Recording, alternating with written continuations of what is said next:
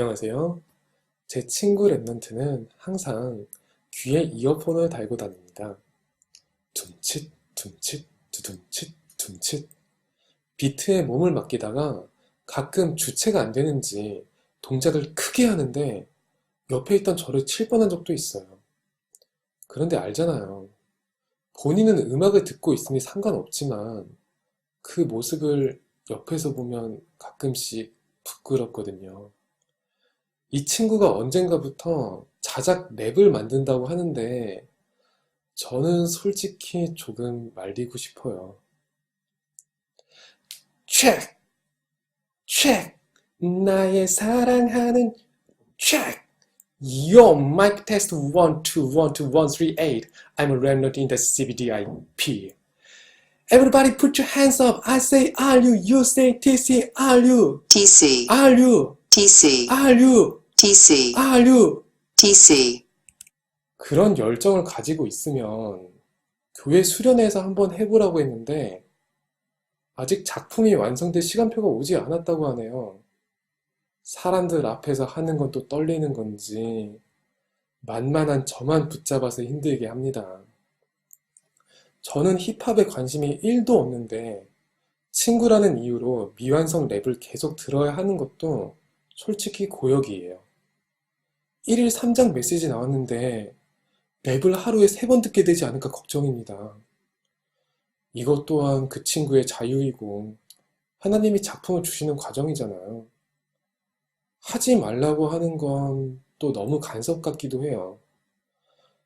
그러자니 계속 관객 노릇 하는 것도 솔직히 내가 좀 힘들고 가끔 비트에 지나치게 취한 모습을 보면 좀 부끄럽기도 해요. 제 친구를 어떻게 하면 좋을까요?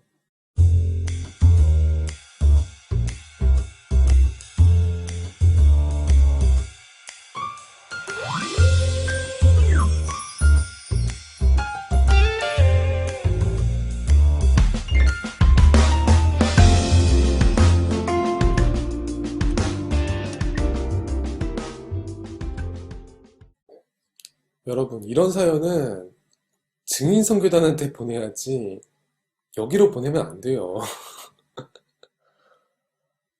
이번 WRC 때 증인선교단 진짜 멋있게 컴백했잖아요. 그러니까 이 친구가 만약에 극응을 봤으면 지금 많이 흥분 상태일 수 있겠는데 라는 생각이 좀 드네요. 역시 랩으로 세상이 들여 바꾸는 거야. 나의 사랑하는 쉐 그러면서. 근데 이게 이 사연 지금 하고 나서 제가 지금 좀 정신이 없어요, 지금. 내가 라디오 방송을 시작한 게 포럼 하려고 한 거지. 언제 책을 하려고 한 건가. 이 사연을 계기로 지금 두려운 게 없어요, 지금 이제. 아무튼 이게 제가 지금 이 책 때문에 좀 다른 생각이 안 나서 답을 못 내는 것도 있는데, 그러니까 아무튼 이 사연 자체에 정답이 존재하지 않는 것도 사실인 것 같아요. 왜냐하면 인간적으로 봤을 때 이 친구에게는 뭐 당연히 쇼미더머니에 나가든 뭐가 됐든 좋아하는 것을 누릴 자유는 있거든요. 그리고 어떤 사람이든지 음악을 계속 듣거나 문화적인 자극을 계속 받으면 어떤 형태로든 그걸 표현을 해줘야지 누르고 있는 거는 정서적으로 결국 좋지 않잖아요. 그걸 좀 표현을 하다 보면 어떨 때는 그냥 어릴 때 취미 수준으로 끝날 수도 있는 거고 어떨 때는 정말 의미 있는 방향으로 발전하기도 하고 그러겠죠. 지금 제가 봤을 때 이게 문제가 되는 건 옆에서 보고 듣는 입장에서 힘든 거야. 여기 사연을 다 쓰지는 못했겠지만 보낸 분 입장에서는 아마 본인이 일방적으로 듣는 역할만 한다고 생각하는 거잖아요. 게다가 이게 뭔지 별로 관심조차 없어. 사실 너무 들어오는 정보량이 많으면 되게 좋아하던 것도 정 떨어질 수 있거든요. 그런데 애초에 관심조차 없었으면은 들어주는 것 자체가 에너지가 필요한 거예요. 랩을 하는 랩런트가 막 충전하는 동안 사연 보낸 친구는 방전이 되는 거예요, 동시에.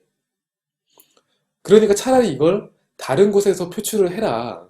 뭐 교회 수련회라든지 그러니까 이렇게 제시를 하는데 그건 또 아니라고 하잖아요. 그럼 답답한 거지, 이제. 그런데 교회 수련회나 이런 것도 사실 앞에 서는 게 쉬운 일이 아니거든요. 그렇다고 더 못 들어주겠으니 그만해라. 이렇게 얘기해버리면 이건 또 별것도 아닌 걸로 들어줄 수도 있는 건데 서로 상처받는 것 같으니까. 딜레마인 거예요, 딜레마. 저는 일단 랩런트들 내에서도 그 전문성 기반의 커뮤니티 외에도 취미 기반의 커뮤니티가 다양하게 활성화될 수 있으면 좋겠다. 이런 생각을 해본 적이 있어요. 제가 지금 방송하는 것도 사실 전공하고는 전혀 상관없는 전공 외의 활동이잖아요. 이 친구가 랩하는 거랑 별반 다르지 않을 수도 있어요. 그런 경우에는 바로 너무 사람 앞에 세우거나 막 무대를 만들어주면 이게 오히려 부담이 크잖아요. 취미 수준에서 소통할 수 있는 동아리가 있으면 공통의 관심사를 가지고 그걸 말씀 안에서 재창수할 수도 있고 더 긍정적이고 또 그런 컨텐츠를 뭐 게이트 엑스포라든지 그런 곳에서 나눌 수도 있지 않을까 그렇게 제 개인적으로 생각을 해본 적은 있어요. 저는 보드게임 매니아거든요. 그래서 집에 보드게임이 한 30개 쌓여 있어요. 이거를 세상 친구들하고 해도 좋은데 랩런트들하고 포럼하면서 즐기고 게임을 만들어 볼 수 있으면 더 좋겠다. 그런 생각 한 적이 있거든요.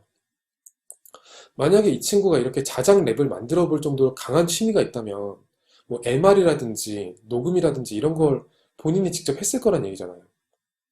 커뮤니티가 있으면 아예 스튜디오를 빌릴 수도 있는 거잖아요. 그런데 그런 것도 우리가 가진 틀을 깨는 과정 아닐까 싶기도 해요. 사실 이게 사연이 실명으로 왔으면 그러니까 아는 분들 소개도 해주고 이런 사연을 나한테 보냈냐고 좀 혼내고 그럴 생각이었는데 이게 건너서 익명으로 오더라고요. 사실 사연 보낸 분 입장에서는 이게 9가지 포인트를 배울 수 있는 기회가 될 수도 있을 것 같아요. 그러니까 지난주 방송이 소통과 배려라는 주제로 이루어졌잖아요. 사실 이런 짜잘한 부분에서 소통과 배려가 정말 힘들거든요. 나중에 대학 교수님들이나 뭐 직장 상사들 만날 때 딱히 듣고 싶지 않은 이야기라도 정말 진심으로, 진심을 담아서 일방적으로 들어야 할 일이 잦아진다는 걸 염두에 두시면 좋을 것 같아요. 마음 약한 사람들은 앞에서 너무 많은 부분 생각하다가 듣기만 실컷 하고 속으로는 갑갑하게 쌓아둘 수 있거든요. 그러다가 어느 순간에는 괜히 손해보는 것 같고. 그럴 경우에는 이번 기회에 이 표현이 맞는지는 모르겠는데 약간 공격적인 소통? 이런 걸 배워봐도 좋은 것 같아요. 그러니까 오히려 이 친구의 경우에는 관심사가 너무 확실하잖아요. 딱 그 부분만 챙겨주면 되는 거라서 난이도가 더 낮을 수도 있어요. 일단 한 귀로 듣고 한 귀로 잘 흘려내면서 자기 자신을 일단 지키고 눈으로는 상대를 계속 쳐다보면서 그 친구와의 만남을 두고 기도하는 것에 집중하는 거예요. 그러다가 어쩌다 하나 아는 거 나오면 거기에 툭 반응해 주는 거죠, 이게. 이 친구가 하는 음악을 다 이해할 필요는 없죠. 그런데 이 친구 자체를 품으면 되는 거잖아요. 그게 되려면 영적인 힘이 필요하겠죠. 그래야지 불필요한 건 걸러내고 중요한 포인트를 잡아서 소통하는 눈이 생기겠죠. 인턴십이에요. 우리가 살려야 할 영혼들이 많잖아요. 그 중에는 이런 강한 취향에다가 영적 문제까지 겹친 분들이 대단히 많을 것 같아요. 뭐, 물론, 이거 계속 들으면 힘들죠. 힘들고, 말하지 못한 뒷이야기도 많겠죠. 하지만 이 정도는 마일드한 편일 수도 있어요. 복음 안에서 못 품는 건 일단은 없잖아요. 그걸 두고 기도해보면 어떨까 싶기도 해요.